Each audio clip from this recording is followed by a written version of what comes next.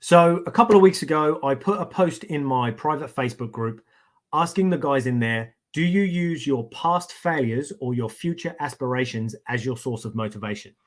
Now, of course, I got a mixed response. Some people were saying it's past failures. I don't like to fail. It makes me feel bad. So I use that as motivation to run towards my goal because I'm running away from the failures I've had. And then, of course, other people were like, no, for me, it's my future aspirations, my goals, my targets. They inspire me to step up and move forward and help me to create motivation and momentum. So, of course, both are usable, both get good results. Now, if I'm honest, the unfortunate thing is for most people, past failures tend to be a greater motivator than our future aspirations. It's like we like the idea of new things, bigger things, better things for ourselves. But quite often the fear of ending up back where we were or experiencing a past failure will be a greater motivation for us than that future aspiration. It's like, I don't want to feel that shitty again. So in order to prevent that, I'm going to make sure I do X, Y, and Z so that I can get to that outcome. The catch with this, however, even though that is an energy that tends to encourage us to take more action and more quickly, the catch is it can be quite fucking exhausting. Now, the reason for that is because we're running away from something.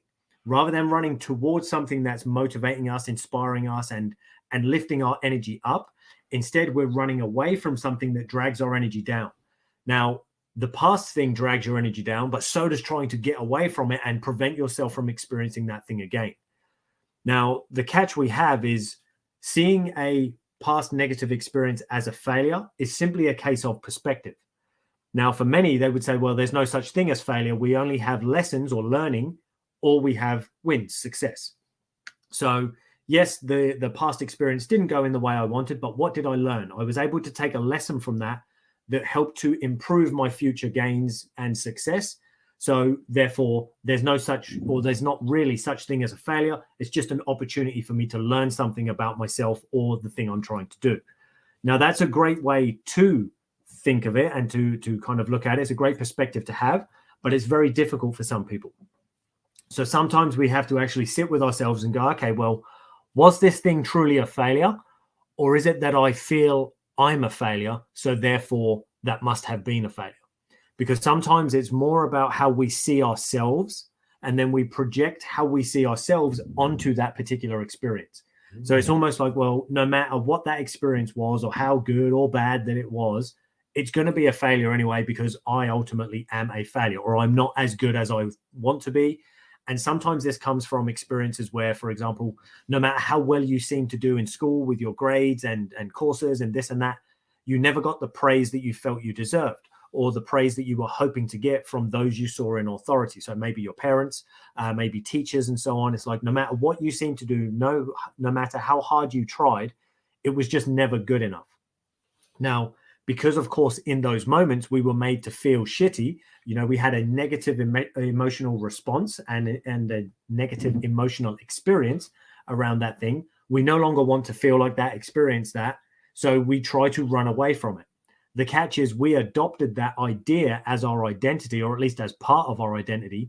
So no matter how fast we run away from this previous or past experience, we can't actually get away because it's within us. We have taken some of that identity that we adopted and we've brought it with us from our past.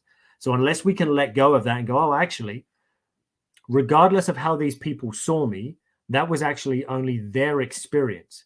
So what they were saying was not necessarily fact. And even if it was, I didn't need to adopt the idea that makes me a failure. So instead, what it could be is, okay, well, maybe I could have done better. Perhaps I should have tried harder. Maybe if I'd put in a bit more time, I'd have gotten a better grade or a better result in this particular thing. But regardless of that, whether I did well or not is my task. It has nothing to do with them. My achievements have no bearing on them. They think it does, which is quite often why our parents, for example, are often like, oh, well, you should have this, you could have that, and, you've got to get good grades and so on. Most of the time, unfortunately, our parents, etc., only want us to get good grades so they look good. Oh, my child got amazing grades, so it makes them look like a good fucking parent. And that's not to say they're not a good parent, but ultimately their own ego is wrapped up in your achievement. Whereas if they were smart about it, or if they came from a more positive parenting perspective, it would be a case of, it doesn't matter what grade you get as long as you tried your best, because your grade doesn't influence how much I do or don't approve of you, or how much I do or don't love you.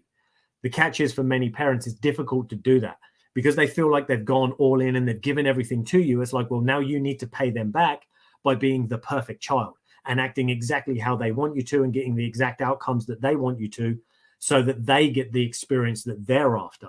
And quite often, unfortunately, that's where they're trying to mask or hide their own potential or their own possible failures when they were growing up. Maybe they didn't get the grades that they wanted, so now they're trying to live through you. Maybe they didn't have the career that they wanted, so they're trying to live that career or work-based experience through you. Now, of course, on the flip side, it's not always like that. Some of them are super high achievers, and therefore they expect the same of you. And there's no reason why you can't be. It's just you may not want to be an achiever in the same way that they want you to be, but you feel obligated to, because if you don't, they'll disapprove of you, they'll be disappointed. And again, they'll have a negative experience because you didn't do what they said you should do. So we need to be careful, because we carry a lot of this bullshit with us way, way into our adulthood, and it tends to influence the way that we act, the way that we think, the way that we feel on a daily basis.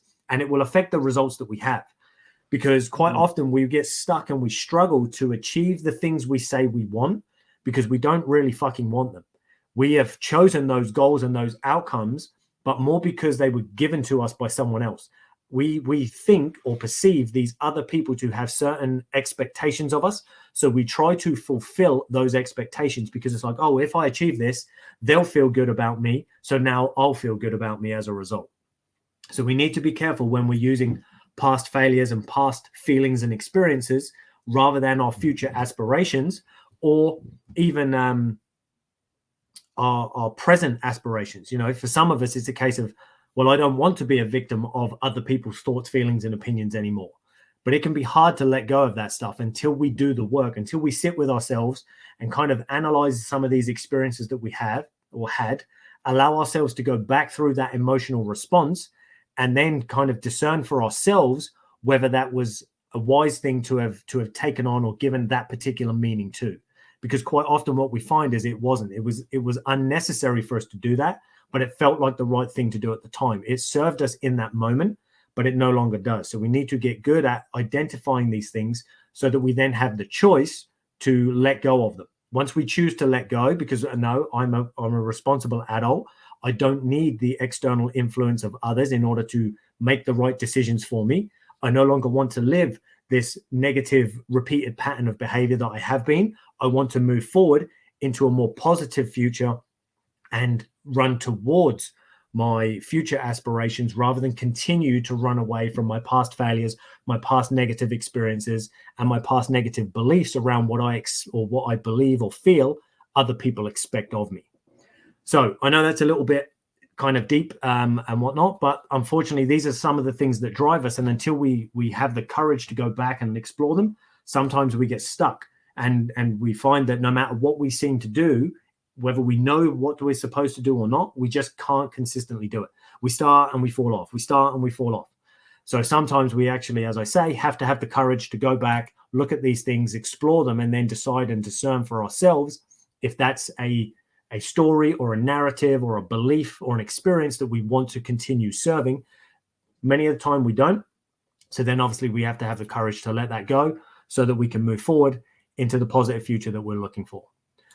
That is all I have for you guys today. As always, if you have any questions, let me know. And of course, don't forget to like this, share this, subscribe if you need to or want to. And I look forward to chatting with you guys in my next video.